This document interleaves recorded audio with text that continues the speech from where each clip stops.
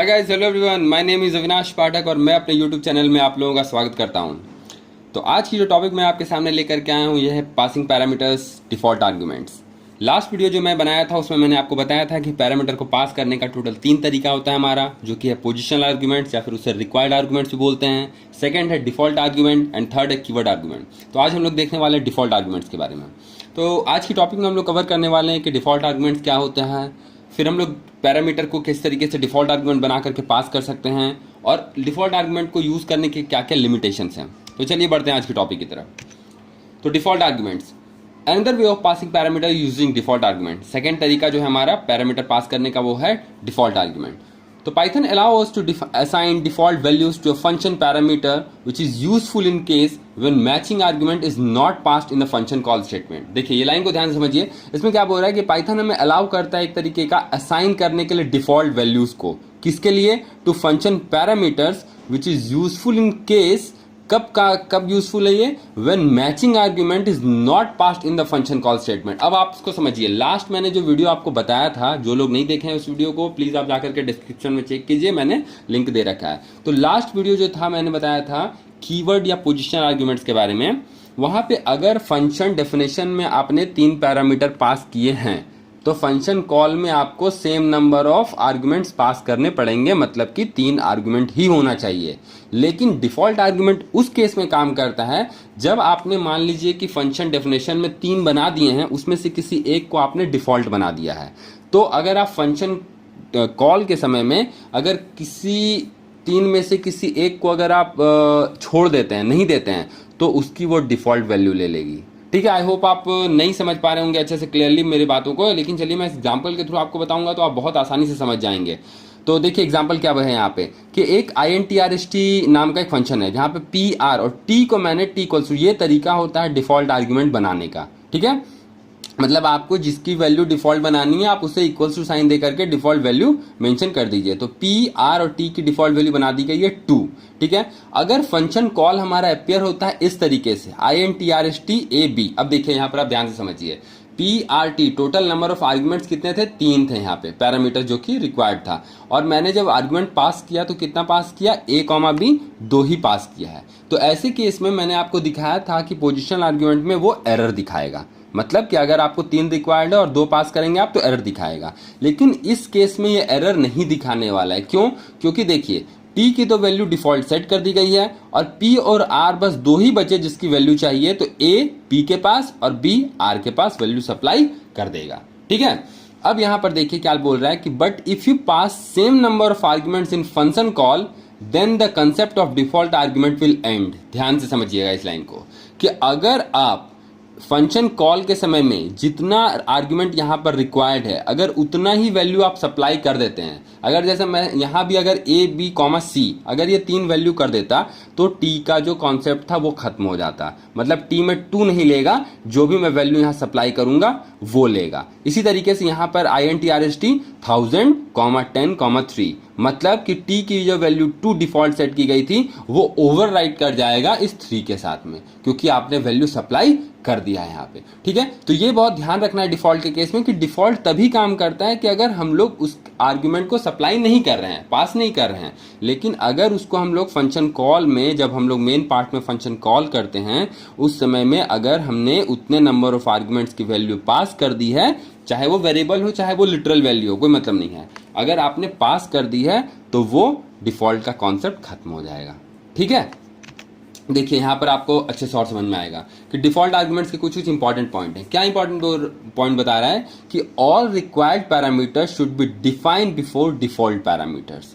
ये बात अब देखिए, ये डिफॉल्ट आर्गुमेंट का ना सबसे इंपॉर्टेंट टॉपिक यही है। अगर आप ये समझ गए तो आप डिफॉल्ट आर्गुमेंट में कोई भी गलती नहीं करेंगे, क्योंकि एग्जाम्स में जनरली जो क्वेश्चन पूछे जाते हैं वो एरर फाइंडिंग में इसी तरीके के क्वेश्चन पूछे जाते हैं। अब आप देखिए ध्यान से क्या बताना चाह रहा हूं मैं कि डिफाइन, मैंने एक फंक्शन डिफाइन किया INTRST। अब आप देखिए P, R, T इक्वल्स 2, ये तो हम लोग देखें तो ये वैलिड डिक्लेरेशन है। ठीक है, P, R इक्वल्स टू 10 और T इक्वल्स टू 3 ये भी वैलिड है। ठीक है, आप दोनों वैल्यू भी आप बना सकते हैं डिफॉल्ट। फिर p equals to 1000, r equals to 10 और t इक्वल्स टू 2। आप ये भी वैल्यू वैलिड है क्योंकि आप तीनों को भी डिफॉल्ट बना सकते हैं। उस केस में मैं क्या करूंगा, एक भी वैल्यू पास नहीं करूंगा, जस्ट फंक्शन कॉल कर दूंगा। ठीक है, तो ये वैलिड डिक्लेरेशन है। तो वैलिड हो गए, तो इनवैलिड क्या क्या होंगे अब देखिए। अब इनवैलिड ये सारे वैलिड इसलिए हो गए क्योंकि डिफॉल्ट आर्ग्यूमेंट जो है वो प्लेस्ड किया गया है आफ्टर ऑल रिक्वायर्ड डॉक्यूमेंट्स। यही यहाँ पे समझाने की बात की जा रही है कि जब भी आप किसी भी डिफॉल्ट वैल्यू को आप बनाना चाह रहे हैं तो आप उसको सबसे राइट साइड में रखोगे। सबसे राइट कहने का मतलब है कि जो भी वैल्यू डिफॉल्ट नहीं बनी है आपको पहले उन्हें मेंशन करना है, उसके बाद डिफॉल्ट वाली वैल्यू आएगी। चलिए देखते हैं इनवैलिड कैसे होता है।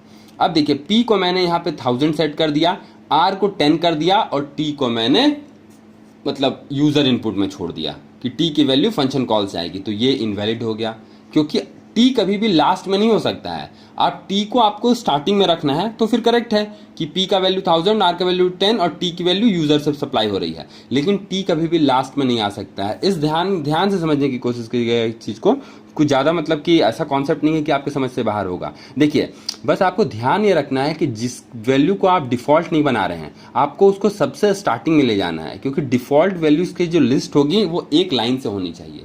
जैसे यहाँ पे क्या हो रहा है, p100 ठीक है, r मिडल में आ गया जो डिफ़ॉल्ट नहीं है, और फिर t2 तो ये भी इनवैलिड हो गया। फिर यहाँ पर क्या है, p डिफ़ॉल्ट नहीं है, r डिफ़ॉल्ट हो गया, फिर t डिफ़ॉल्ट नहीं है। इस केस में क्या करना पड़ता, आपको t को r के आगे रखना था, r सबसे लास्ट में जाता।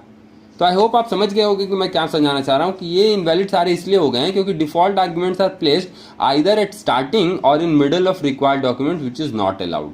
आप स्टार्टिंग या फिर मिडल में नहीं रख सकते हैं, आपको सबसे लास्ट में ही रखने हैं। आप भले तीनों को बना लीजिए, कोई इशू नहीं है, आप तीनों को बनाएंगे तो कोई जरूरत पड़ेगी नहीं, लेकिन अगर आप किसी दो को या किसी एक को बना रहे हैं तो वैसा आर्ग्यूमेंट जो डिफॉल्ट नहीं है उसे आपको सबसे स्टार्टिंग में मेंशन करना है। ठीक है, समझ गए? तो चलिए एक एग्जाम्पल से इसको डेमोन्स्ट्रेट करके देखते हैं कि क्या समझाना चाह रहा है। देखिए पहले यहाँ पे मैं आपको बताता हूँ। अब आप देखिए यहाँ पे एग्जाम्पल क्या है कि एक डिफाइन इंटरेस्ट किया गया p, r, t equals to 3 और SI equals to PRT divide by 100। मतलब कि सेम जो पहले हम लोग प्रोग्राम देखते आ रहे हैं सेम ही प्रोग्राम है सिंपल इंटरेस्ट का। तो RES इक्वल टू इंटरेस्ट 1000, 10। अब आप देखिए यहाँ पे t को तो डिफॉल्ट सेट करके रखा हुआ है और p और r दोनों की वैल्यू चाहिए, सब पास होनी है। तो p की वैल्यू पास हो गई 1000 और r की वैल्यू पास हो गई 10। ठीक है, तो प्रिंट रिजल्ट यही वाला प्रोग्राम हम लोग पहले करके देखते हैं। क्या किया जाना है यहाँ पे, डिफाइन INTRST, जहाँ पे मुझे पास करना है p, r, t equals to 2 pass करके ये रख लिया है। ठीक है, फंक्शन आप डिफाइन करेंगे SI equals to p into r into t divide by 100। ठीक है, उसके बाद में आपने कर दिया रिटर्न SI। ठीक है, अब बाहर आप आते हैं, बाहर आने के बाद में आपको क्या करना है, दोनों का वैल्यू पास करना है। तो चलिए मैं एक वैल्यू लेता हूँ RES इक्वल्स टू प्रिंट के अंदर में फंक्शन कॉल कर देता हूँ मैं INTRST और इसकी वैल्यू पास किए 1000, 10। ठीक है, अब इसको रन करके देखते हैं। तो जैसे ही मैं रन करता हूँ, रन करने के बाद में इसको नाम दे देते हैं इसका ABCD। ठीक है, अब देखिए 200 आ गया ना। कैसे 200 आ गया, क्योंकि p की वैल्यू 1000 हो गई, r की वैल्यू 10 हो गई और t2 हो गया। मतलब कि 1000 इंटू 10 10,000, 10,000 इंटू 2 20,000। तो 20,000 को जब 100 से डिवाइड किए तो 200 वैल्यू आ गई। ठीक है, आप समझ गए अच्छे से कि क्या ये कहना चाह रहा है। तो चलिए बढ़ते हैं आगे टॉपिक की तरफ।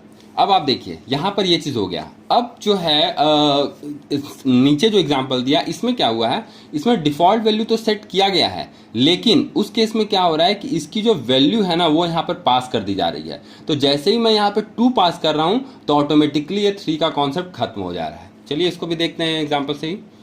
यहाँ पे 2 पास हुआ है, अभी मैं क्या करता हूँ, अभी मैं इसको 3 कर देता हूँ। तो आंसर हमारा कितना हो जाना चाहिए, आंसर हमारा 300 हो जाना चाहिए, क्योंकि ये 2 का कॉन्सेप्ट खत्म हो जाएगा। चलिए रन करते हैं सेम प्रोग्राम को। जैसे ही रन करते हैं हम लोग, ये देखिए 300 आ गया हमारे सामने। समझ में आ गई होगी आपको, ये बहुत ही ईजी चीज़ है, कुछ नहीं है डिफॉल्ट आर्गुमेंट। बस आपको ध्यान ये रखना है, ऑर्डर का आपको ध्यान रखना है। अब मैं वो भी आपको दिखाता हूँ ऑर्डर वाला चीज़। आप मान करके चलिए कि इस r की वैल्यू आप बना देते हैं r इक्वल्स टू 10 और आप t को डिफॉल्ट हटा देते हैं और आप यहाँ सप्लाई कर देते हैं वैल्यू। ये 2 वैल्यू आप सप्लाई करते हैं, p के लिए 1000 और t के लिए आप 2 सप्लाई कर रहे हैं, क्योंकि r तो डिफॉल्ट मेंशन्ड है। अब आप इसको रन कीजिए, देखिए ये क्या एरर थ्रो करेगा। देखिए क्या एरर थ्रो कर रहा है कि non default argument follows default argument, मतलब कि जो नन डिफॉल्ट आर्गुमेंट है ना वो सारे आगे होने चाहिए डिफॉल्ट आर्गुमेंट को फॉलो करना चाहिए। आप जैसे ही ये चीज़ करोगे तो ये चीज़ एरर शो करना स्टार्ट कर दिया। अब जैसे ही मैं इसे टी को क्या करता हूँ, मैं इधर लेकर के आ जाता हूँ, P T R, देखिए रन कर जाएगा, ये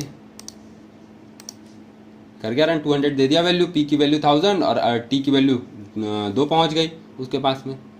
ठीक है, समझ में आ गया आपको कि ये क्या करना जा रहा है। तीनों को भी हम लोग, मतलब अब ये आराम से आपको समझने की बात है कि आप किस तरीके से इसे समझ सकते हैं कि क्या ये कहना चाह रहा है, मतलब कब हमें डिफॉल्ट आर्गुमेंट पास करना है, कब हमें डिफॉल्ट नहीं पास करना है, कैसे केस में हमें ये समझना है कि डिफॉल्ट को कहाँ पे रखें, ये सब सारी चीज़ें इस डिफॉल्ट आर्गुमेंट में आपको समझ में आ जाएगा। और डिफॉल्ट आर्गुमेंट को अगर आप अच्छे से यूज़ करना सीख गए तो आप प्रोग्रामिंग में एक बहुत ही इंपॉर्टेंट हिस्सा सीख गए फंक्शन पार्ट में, क्योंकि फंक्शन जो है डिफॉल्ट आर्गुमेंट के बिना अच्छा प्रोग्राम बना ही नहीं सकता है।